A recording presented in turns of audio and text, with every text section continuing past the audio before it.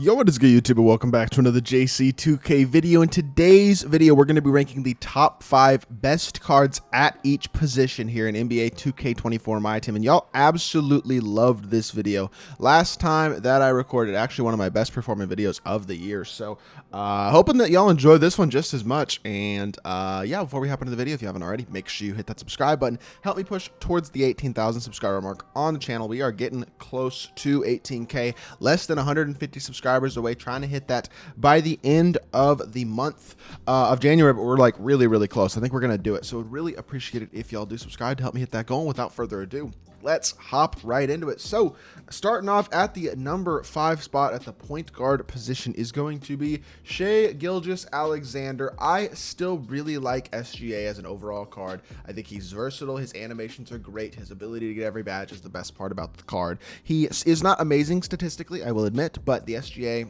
base that he has, MJ dribble style, pretty solid all-around movement. Just turns him into a really nice all-around card because he's got such good animations. He's got good size at PG at 6'6", and then the ability to get every badge, so you can add things like clamps, anchor, limitless range, etc., and make him really crazy complete, is super duper valuable, and it still leaves him as a top 5 point guard in the game, despite his stats actually not being that incredible. Devin Booker is who I would have at number 4. Offense for D-Book. Obviously, everyone knows how good of a card Devin Booker is in my team on the offensive end of the court, with one of the best fades in the game, incredible shooting badges, and incredible playmaking ability, with an elite push, cross, good sigs, all that type of stuff. D-Book, one of the very best offensive cards in the game, without a doubt. At the same time, defensively, he's not exceptional. He's probably going to be the worst defender on the court in most matchups, and that turns him into a little bit of a liability at times, which is why I only have him at number 4, despite him being the best offensive PG in the game by a decent chunk, in my opinion, especially because of how good his fade is. But at the same time, I just think defense is super duper important, especially right now in my team, and I prefer the top 3 guys because of how good they are defensively. Starting with Gary Payton, who is absolutely incredible defensively, probably the best defensive PG in the game. He's got Hoff anchor, in addition to every single Hoff defensive badge on the perimeter that you could pretty much possibly ask for. Incredibly versatile on the defensive end of the court, and then offensively, he's good as well. I mean, D-Book's dribble style on him gives him a good push cross, helps him with shot creation. His release certainly isn't bad. He's a really nice all-around card who is 100% a top 3 point guard in the game, in my opinion. Number 2, going to be Luka Doncic. Luka is obviously when evoed, he's a really good defender, and he also is 6'7". So the size that he gives you defensively compared to the other 2 guys in this list, not in addition to obviously D-Book and SGA, is really valuable. But he's still a very good offensive card. Good shot creator. His sigs aren't insane. I know his release is kind of baited, but when he's open, he will absolutely knock them down. He's got incredible shooting badges, so he's still a viable shooter. It's just that his animations are unbelievably great on the offensive end of the court, but he is so good and so versatile defensively and so big as well, which is really nice, that to me it makes it pretty easy to still put him in the top 2 despite his animations in certain areas not being quite as elite. But then number 1, to me, I really do believe it is Donte DiVincenzo right now. I think he's the best all-around point guard in my team because he is very versatile offensively, and he's an elite defensive point guard as well. He's got anchor, he's got Hoff clamps, glove, interceptor, pick dodger, all that type of stuff. Also, Hoff right stick gripper and 94 feet and fast feet as well. Those are good Hoffs. He's got Hoff blinders, catch and shoot, and dead eye though. Good slasher with pretty solid slashing badges. Playmaking badges are really good and complete on him, and he is a versatile playmaker. He's got a nice behind the back. Kobe escape gives him good movement all the way around, and his release is also super duper solid. Donte DiVincenzo is a really good card who is, in my opinion, legitimately the best point guard in the game, which is crazy to say that Donte DiVincenzo is the best point guard, but he really is. All right, we got to get through these positions a little quicker because we don't want this video to be 20 minutes long. Jaylen Brown is who I have at number 5 at the shooting guard position. Card is really versatile, but his biggest flaw is that his jumper isn't that great. Everything else about the card is awesome. He's like the slightly worse version of MJ. They're pretty much kind of the same card though. Really complete, really good, just not elite jump shots. And that's certainly the case for Jaylen Brown. Tracy McGrady has a very solid jumper, and he's really complete all around stat and badge wise. I mean, he's a nice card. He's a pretty good defender. Not insane defensively though. He's a good defender, but I'd say out of the 5 guys at this position on this list, he is the worst of those 5 on the defensive end of the court. Now, his release is good, but his shot creation also is not that insane. He is 6'8". He's an exceptional slasher, but I do think there are still a few shooting guards better than him. He's not quite as elite as I guess you're probably used to T-Mac being in my team, but he's still a good card. There's no doubt about that. At the number 3 spot, obviously the aforementioned Michael Jordan. He might be the greatest player of all time, or at least arguably. I think Bron's the best of all time, but regardless, MJ is certainly one of the best cards in my team, but I will say his release is just not that good, and it's been a couple years in a row, honestly, of MJ's release not being that good in my team. So I really like the card, though, in every other area. I mean, he moves really well. He's an exceptional slasher, one of the best in the game. He's super duper fast, and he's an elite level defender. So really, really like what MJ can give you as an overall card. I just wish his release was a little better. Pippin is basically MJ, except for well, he's not MJ, but he's 6'8". He actually shot creates well. He's got an elite fade and an amazing release, not to mention being an exceptional slasher and an exceptional defender, and really, really complete badge-wise as well. Pippin is an absolutely incredible card. Shooting guard or small forward, it really doesn't matter where you play him. I have him at shooting guard on this list for the sake of this list, and I'm not actually repeating any players. We have 25 different players on this list, 5 different guys at each position. So at this, I mean, you can put him wherever you want to, but he's an incredible card. Shooting guard or small forward, he's one of the best cards in the game. But then number 1 is Kobe. Kobe is the best card in the game. I don't think it's really a debate, honestly. As much as other cards are very good in this game, I think Kobe is kind of without a doubt the best right now, considering how complete his stats, badges, and animations are. He's one of those few guys who actually has really good animations across the board, in addition to having great stats and badges, got an elite release, really solid movement, all that type of stuff. So Kobe is a great card. I think he's, I mean, I'm not saying he's slept on, but he's the best card in the game and has been for a while. And some people don't talk about that enough. Small forward position, moving on. We got Andrei Kirilenko, AK-47, who is one of the very best defensive cards in the game. 6'9" with basically every single defensive Hall of Fame badge that you could possibly ask for. But his release is not truly exceptional. That is his biggest flaw. He's a pretty good slasher. He's a solid playmaker as well, although not elite.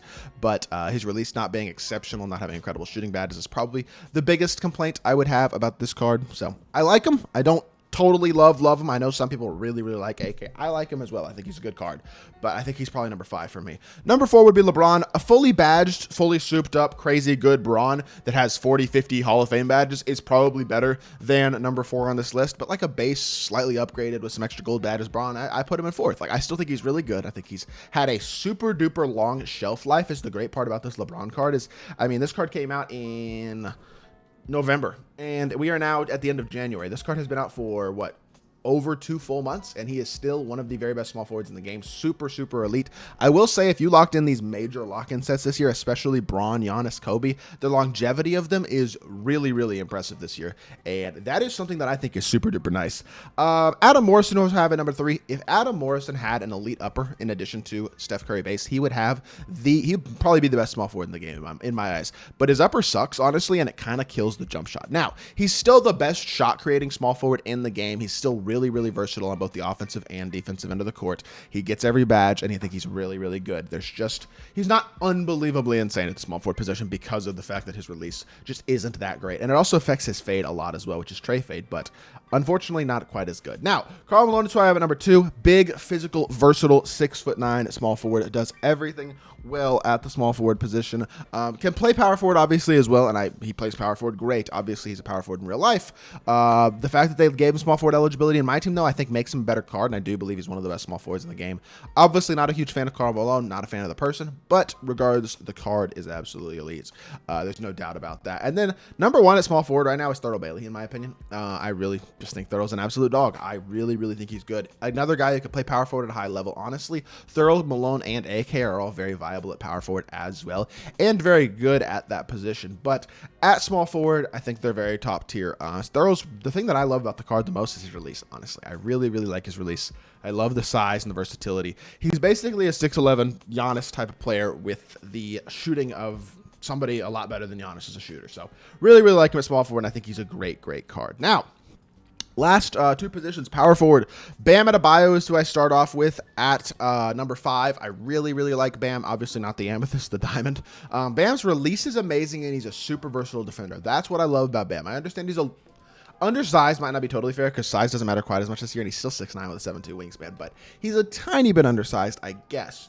At the same time, Hoff anchor, box up, clamps, pogo stick, post lockdown, rebound chaser, bulldozer, post riser, precision dunker, big driver, and movable enforcer. Like, pretty darn good Hoffs. Every single defensive badge in the game on at least gold. Playmaking on him isn't bad either. He can burst, and he's got some pretty decent playmaking badges as well. Really good finisher, like I said. And I know his 3-ball rating isn't super high, and his badges aren't amazing, but he is legitimately one of the best shooting power forwards in the game because his release is absolutely money. Bam Adebayo is a great card at the power forward position that I think some people kind of sleep on. So Giannis is who I have at number 4. Doesn't matter if I go diamond or pink diamond. I'm not as high on Giannis as most people are. I still think he's elite at both power forward and center. I think he can play both positions at a very high level, but his release is not great, and his shooting, honestly, ratings and batters are not that great either. So I just think Giannis as a shooter is not as consistent as most of the other guys that you're going to see on these lists at this point. In fact, I'd say he's probably the worst shooter of anybody on any of these positions on this list, and that is a flaw. It's a pretty big flaw in my opinion. As much great as Giannis is in every other area, I do think his lack of shooting ability compared to the rest of the guys in this list can be a little bit of a flaw.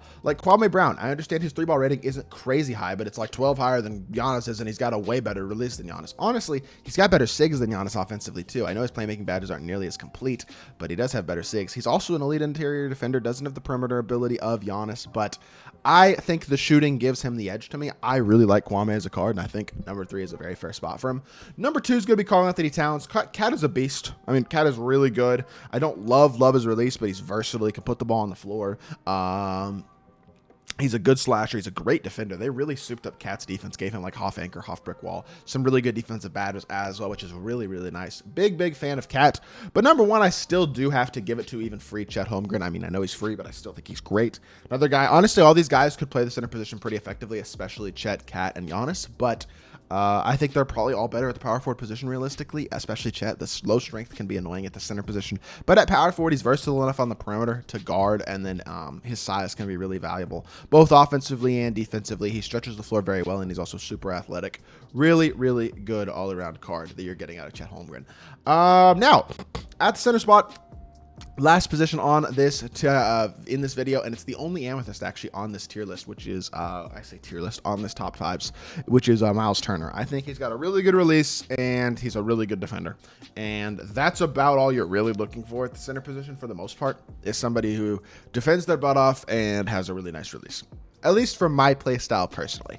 I know different people play differently, but for my play style, Miles Turner is the perfect budget card, and I think he's the type of card that can 100% play at a very competitive level for a very affordable price. So yeah, I think Miles Turner is legitimately a top 5 center in the game for my personal play style. Hakeem Olajuwon is going to come in at number 4 for me. Hakeem, obviously, I don't adore the release, but I think it's improved from where it's been the last couple of years. It's not a bad release by any means. The ability to get every badge is really, really nice, and he is a very versatile, very good all-around card. He's not a playmaker, but everything else about the card is really, really nice, and I do believe he is still in the top 5 at the center spot. Number 3, I should say, David Robinson. Best release of any center, in my opinion, shooting the ball, or maybe not every single center, but most center options. He's got a really, really good release that is very smooth, consistent, easy to green, and he's a very solid defender as well. He's going to be versatile defensively. He can kind of put the ball on the floor a little bit. He's obviously not really a shot creator, but with a ball handle shoe and D'Antoni, he can at least burst. I like D-Rob. He's still in my lineup. He's still my backup center. I think he's a really, really good card, but I do still believe there are a couple of centers better than him, and one of them is the brand new free Joel Embiid. I really like that Embiid card, man. I think you could 100% make an argument for him being the best center in the game. He's physical. He can shoot. He can stretch the floor. He's a slasher. I know he can't really put the ball on the floor all that well, but he doesn't really need to be able to. His player build is huge. He's a super versatile interior player on both ends of the court, and he's got the perimeter ability as well at a very high level. I think Embiid is an awesome card, and I do believe he's the second best center in the game. An absolutely amazing free card, and very deserving free card as well. Good job with Embiid at 2K. And then at the number 1 spot, center spot, I do still give the edge to Wemby. I think Wemby's lack of strength is frustrating, but at 7'4", as a legitimate stretch option who can also put the ball on the floor a little bit, there's so much versatility with him size and skill-wise that it kind of makes up for the occasional giving up offensive rebound or occasional getting mashed, because he will get enough glitchy defensive animations to stop that most of the time. And I think he's an awesome card on both ends of the court. And that size is still glitchy. Even in a game like this year where size is less important, it can still be very, very glitchy and very good to have a versatile, huge, big like Wembanyama. So that is going to do it for this video. I hope you all did enjoy. If you did, make sure you hit that like button, leave a comment, and subscribe. I'll be back with more 2K content very, very soon. And I appreciate y'all. Peace.